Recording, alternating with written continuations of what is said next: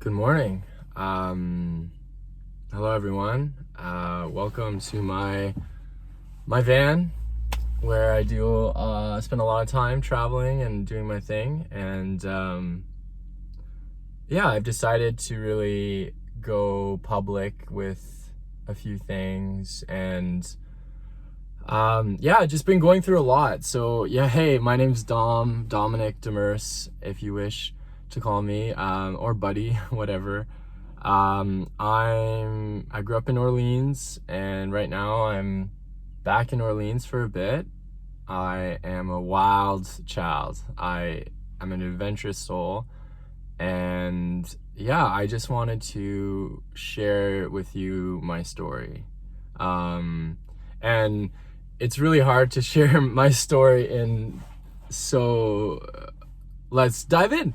Might as well just try, and all our stories are beautiful and unique, and mine is no exception, and no one's is either.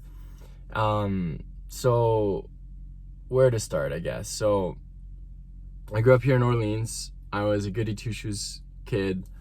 Never did drugs. Always did what I was told. Straight A student. I had I think the third highest mark in high school, and I was valedictorian. And I also got this award for being the kid that hanged out with everyone, and the kind kid, the kid that, sort of, I had some black friends and some white friends and some cool kids and some nerd friends and some, anyway, I tried to, and jock friends, so sort of like guys and girls. And so I was very friends with a lot of people in high school, and I liked people. I always liked people. And then did my environmental science degree. And then once that was done, I traveled the world for a year. So I did the Pacific Crest Trail. So I hiked for 5.5 months, and then I finished that. And then I went to India for a few months. And then I started a master's in biology. I did a year.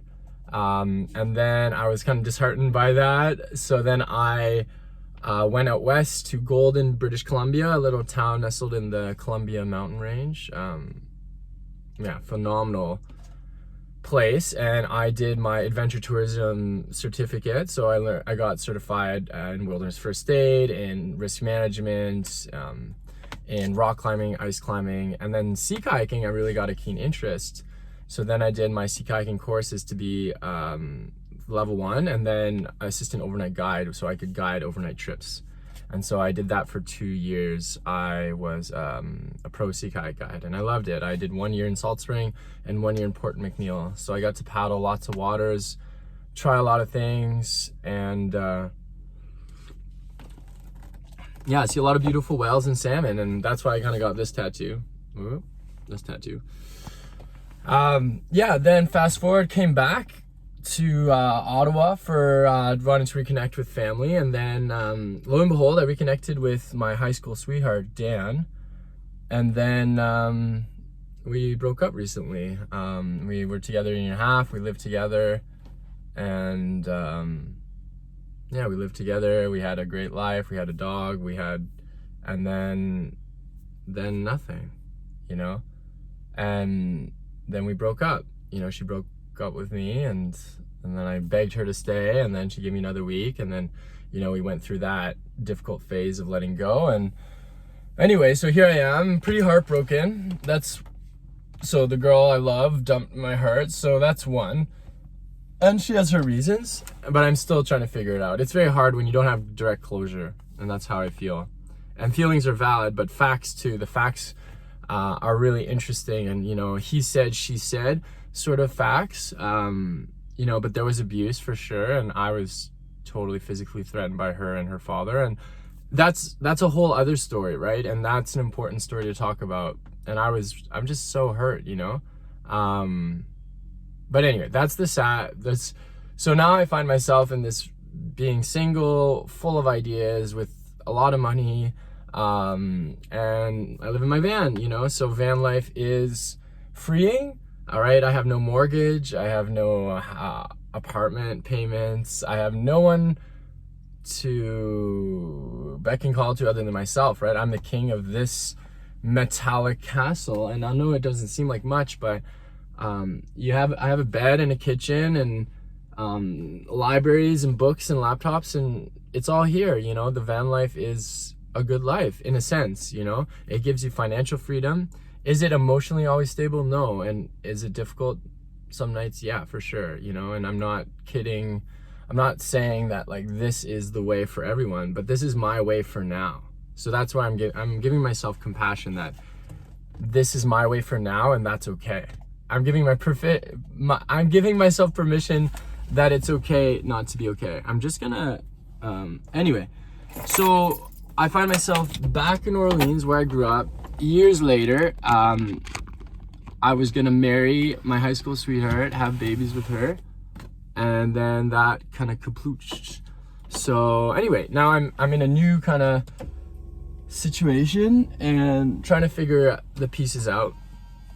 And now I'm doing the pro rock climbing thing. So a lot of people ask me what I'm doing, and what I'm doing is becoming a pro rock climber. So I get paid money to climb, and I was climbing at Coyote Rock Gym. Now I'll be climbing Altitude Gym, and then I'm looking for sponsorships, and I go kind of all throughout Canada. I'm mostly focusing on Ontario and Quebec because that's where I live right now. But my big plans are going to France to Project Realization 515A. So I'm really stoked about that, and really stoked about going to Squamish as well to get on do some really strong bouldering. So to get super strong, get really get really jazzed about life and bouldering. So I do a lot of bouldering, which is climbing without ropes. That way I can really train at my own pace and do my own thing. And then then I really liked lead climbing is kind of my jam. I really like leading. Right now the World Cup is going to Salt Lake City for bouldering, and I'm excited next year to try to make Team Canada so that I can sort of get sponsored on that circuit of the World Cup circuit. And then Paris, I really want to qualify for the Olympics in Paris 2024. So I'm really like on the road to Paris sort of thing. So there's kind of a playbook, and I might move to France for a bit. But obviously like I'm Canadian and I'm proud Canadian. And it's funny, like a lot of people tell me I can't make the Olympics. So now it's like one of my like focuses is to really like get good at climbing and train really hard. And so really take care of my body, my mind, and my spirit, and really like believe in myself. You know, that's something that I do really well. I think I have this utmost faith in myself, and I set very ambitious goals. Like I want to make the Olympics for climbing. I'd love to get into politics one day. I'm writing my first book right now, and yeah, I really want to revive my YouTube channel, Wild Dom Adventures. This great idea was birthed sort of in my sea kayaking career. I realized like, oh man, I could start my own business and be my own boss and run my own tours. So then the idea of Wild Dom Adventures occurred, and I've done business with it for 3 years now, and I've done yoga teaching with it and meditation retreats, and I've sort of like kept it going and promptly, and done some stuff at the farm, and like I've done a lot of different kind of things with Wild Dom Adventures, but it's basically me going on these rad kayaking adventures or hiking adventures or climbing adventures. And right now I'm really focusing on the climbing, because climbing is really my passion. You know, when I wake up in the morning, all I think about is climbing, you know, and that's my passion, and that's my work. You know, I want to put in the hours. Like most people put in, 40 hours to make their living a week. I want to put 40 hours of climbing in a week, because I just love it that much. Like,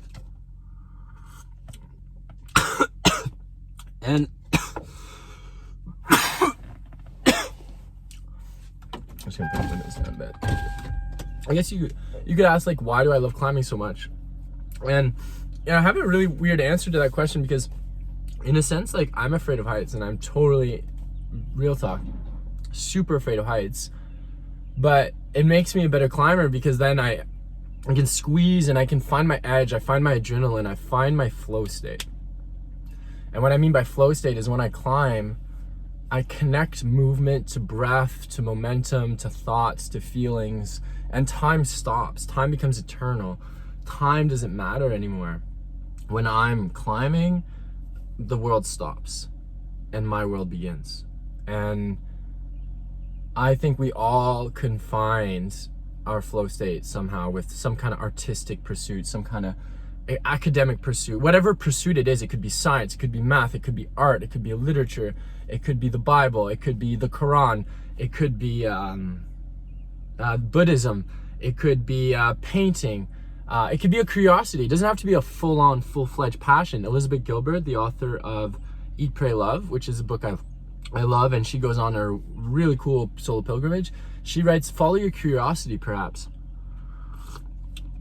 So that's good for people, you know, that you're not sure what you love, but you say you like reading. Well, okay, read, and what kind of books, and then read more of them, and then maybe write something, and then maybe live out those adventures. And then, you know, say you like your cottage. Well, go to the cottage. What do you like about it? Like, spend more time there, write more there, take more pictures, make it more home. Say you want a partner, like, but it can't be a person.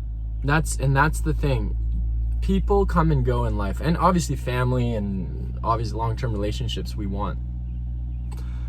But your calling, your passion is yours. It's your life. It's your grand story.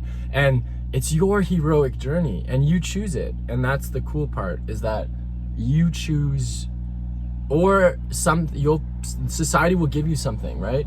You're gonna have to do something with your time. So do something for a job that you don't like, or you know, stay stuck in something you're not liking. Or you could just say, hey, fuck it, I'm just gonna do what I love. And doing what you love, follow your bliss, the hero's journey. This is the best psychological advice I can give, and for myself included. And this is what I'm practicing, is that, like, I'll admit, do I have all the pieces of my life together? No. But tell me one person that does, and I'll listen to them. I'll listen to everyone, because everyone is sort of broken, but a teacher. Like myself, I'm broken, but I'm a teacher. But everyone has these wounds, these scars, and we pick it back up, and we piece together a world, and we try to piece together a beautiful world. But the world is not always beautiful. The world can be fucking awful, shitty. People lie, cheat, steal, fuck, kill.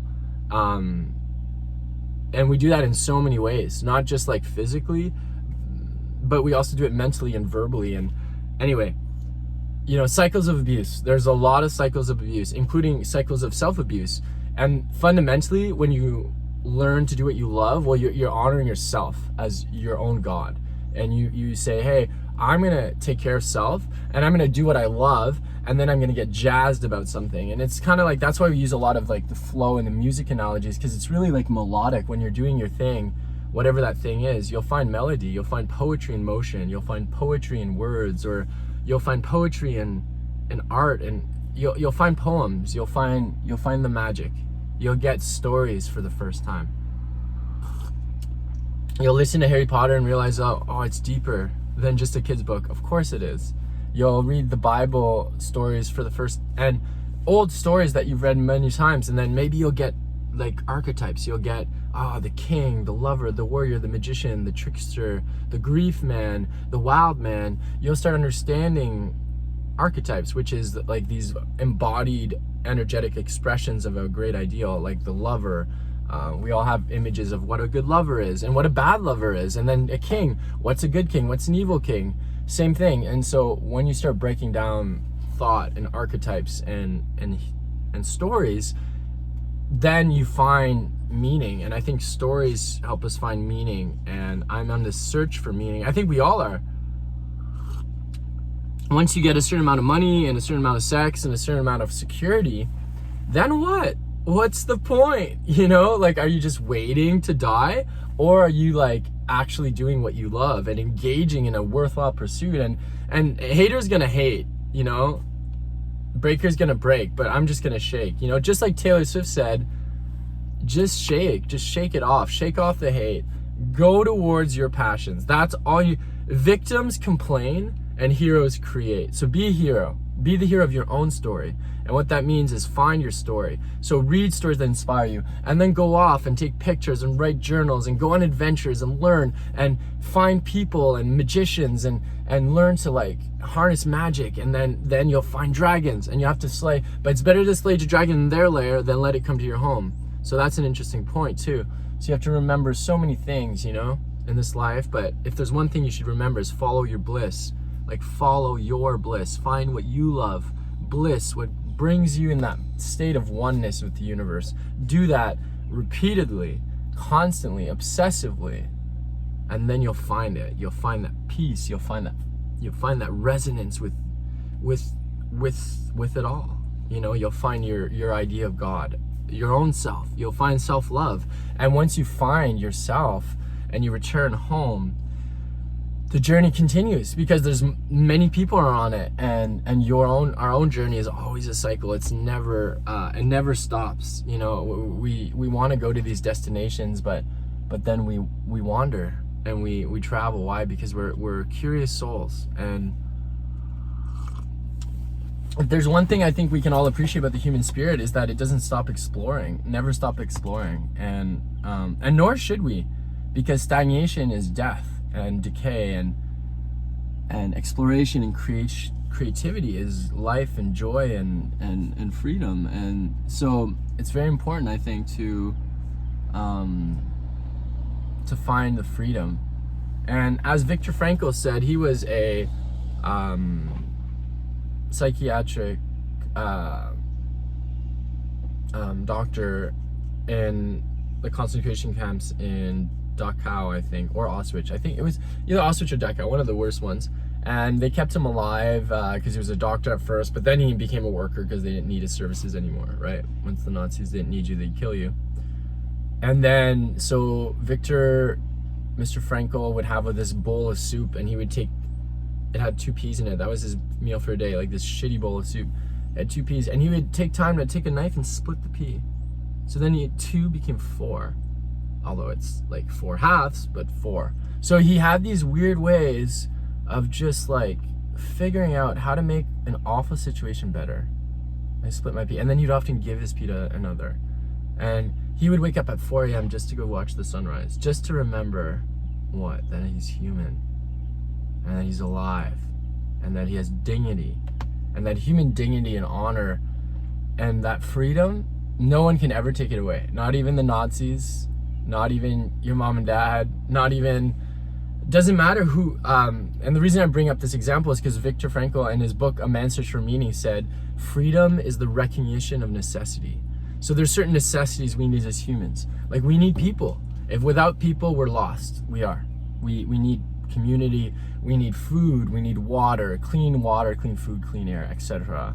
But we need love, you know, and humans really need love. Without love, we are lost in this world. It's not worth living it, I don't think, if you don't have love. And it could be love for a neighbor, love for a stranger, love for your family, like your mom and dad and your siblings, and and then it could be a romantic love, and it could be like, you know, friends. You know, you need friends and community and work, and so you have a community of people, a constellation of people that surrounds. It takes a village to raise a yogi, they say, and we're all kind of the yogis. We're all the humans that need nurturing. And it's really shown that when a baby, in certain experiments they've done where a baby wasn't touched and held in love, it doesn't develop as well.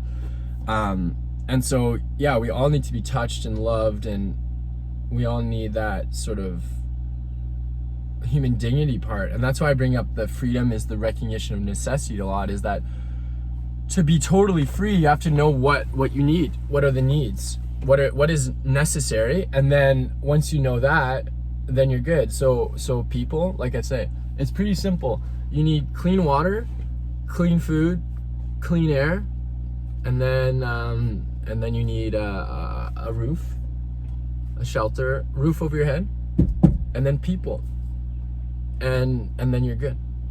And then all the rest, money is a tool to get the things you want, right? Because if you foraged all your food and you had a beautiful land in the woods, if you had food, why do you work? Food and shelter, right? Like, and play money, sure, go on adventures, but fundamentally, what are you spending money on? Food and shelter.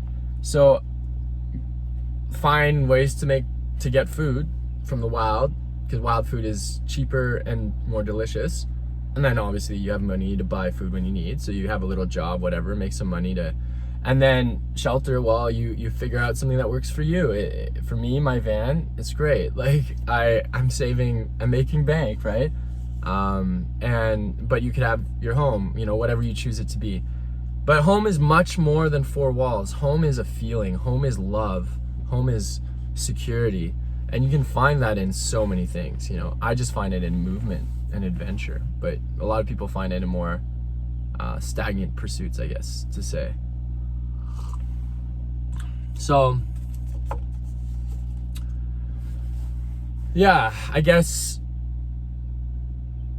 yeah. And then we can talk about drugs, because I guess like that seems to be a very like hot topic, and I think it's important. Like marijuana is legal now, you know, and I think it's important that people educate themselves on it. And yeah, it's important. So I smoke weed, you know. Do I smoke weed when I'm driving? Absolutely not.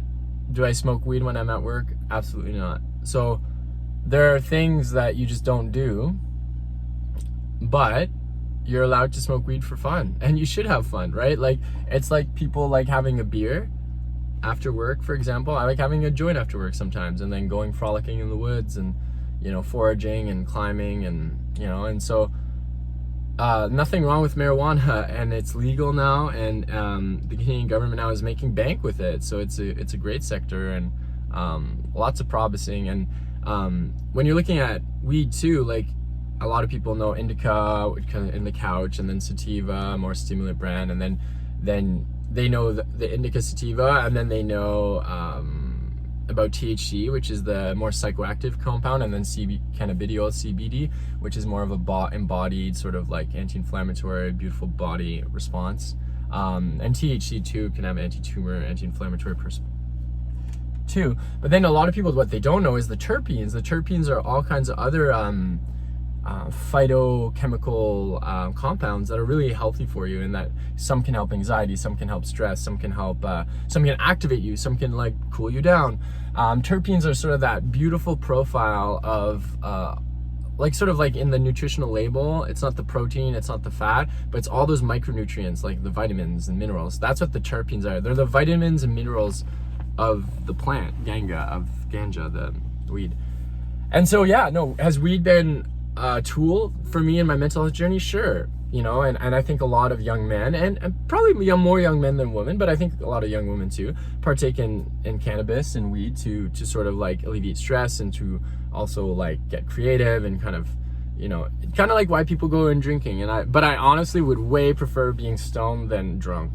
But exactly, like alcohol, we don't have a problem. You can go buy it and get shit-faced, and people are like, ah, ha, ha, like they like partying hard.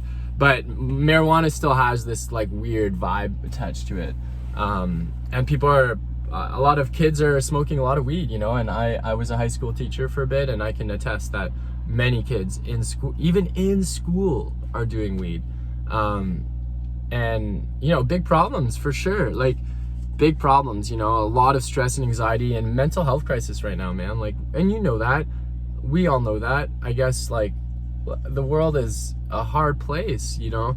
There's stress and anxiety and pressures, and it's like everyone is moving so fast, and like I find people are so stressed out, you know. And people are like, yeah, well, stressed out with inflation too. Things are expensive. Then we're just coming out of the pandemic, but we're still freaking in it. Russia's war in Ukraine hasn't stopped. It's very turbulent. The world can be very turbulent, so it's hard to find your ways. That's why returning to your passion, to nature, well, that's my passion. And so nature and climbing, I know, are there, and they're always there for me. And that's why, for me, a good day is waking up and climbing.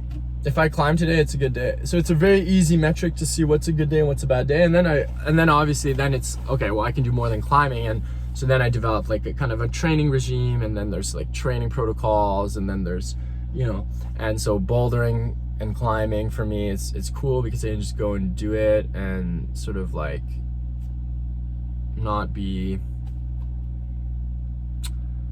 yeah, I can not need a partner, but I love climbing with people too. It's just that bouldering is cool, this solo journey. It's this journey of getting strong, this journey of really like getting to know, break down the individual movements and breathe with them, and then and do a lot of climbing. When you're like bouldering, you're not waiting, you're not belaying, you're not doing anything other than climbing. And so then you get really good at climbing, and then you take that and then you can do it on the wall with ropes and stuff. So anyway, I just wanted to give you guys a little intro as to where I'm at. And yeah, so I'll be moving a lot of content to YouTube. I've been really active on Insta, which I love, and I normally post a lot of videos there.